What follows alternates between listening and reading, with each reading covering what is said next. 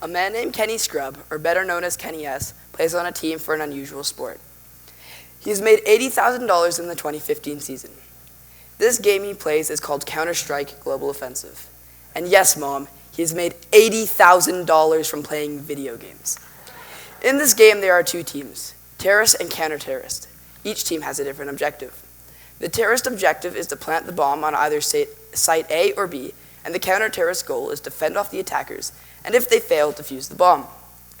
Each team has 5 players who can communicate with each other, which is one of the most crucial aspects of the game, because this is how you strategize. For example, at the start of the round, each team has a 15-second period where they strategize with their teammates and buy their weaponry. Yes, you heard me, buy their weapons. You earn money in the game depicting on how well you did in the last round and whether you won or lost.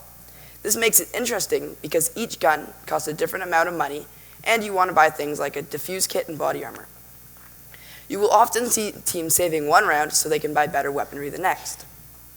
So this game is kind of like Call of Duty, but you and your team actually use tactics to strategize and win the game.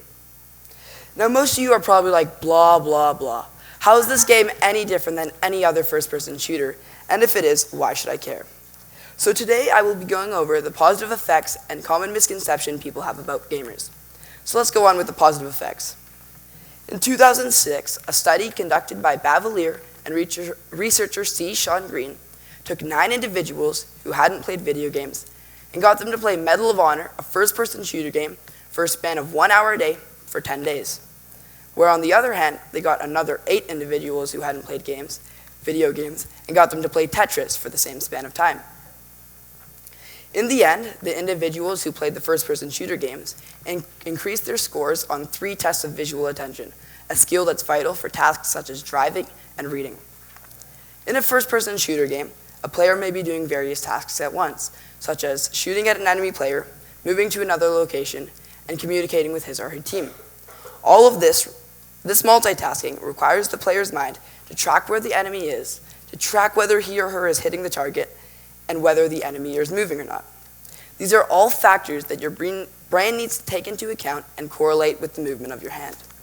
All of this takes a great deal of hand-eye coordination and spatial awareness. Video games can improve your kids' decision-making speed.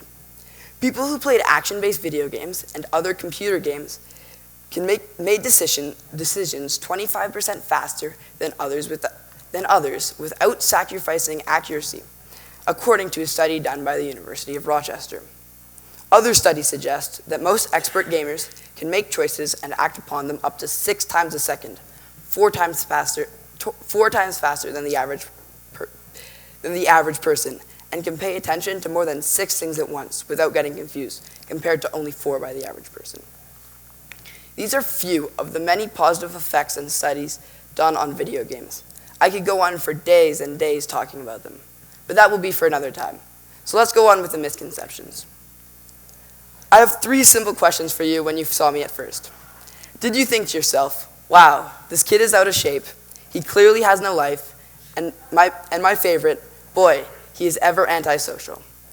These are 3 of the most common misconceptions people have about gamers. So let's break these down. 1, I am not out of shape. I have gym class every day and walk home from school. Expanding on this, I ski in the winter, play rugby in the spring, and play football in the fall.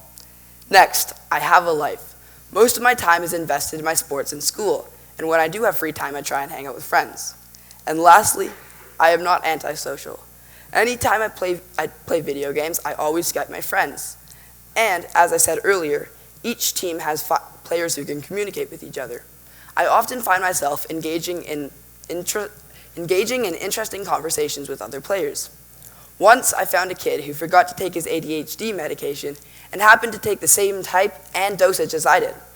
I became friends with him and we played some games, and I've noticed a slight performance increasement when he takes his meds. Also, Steam, the program that you buy CSGO with, has a section for discussion where players can discuss their thoughts on the game. And furthermore, if I was antisocial, I don't think my ELA teacher would have asked me to MC for this event. So my conclusion, I'm not saying that you should play video games right now, but what I am saying is, If you did, there are benefits and you might even have some fun. So next time you see someone who plays a lot of video games, don't think of them as a nerd. Think of them as a social genius with great decision making and good spatial awareness. Thank you.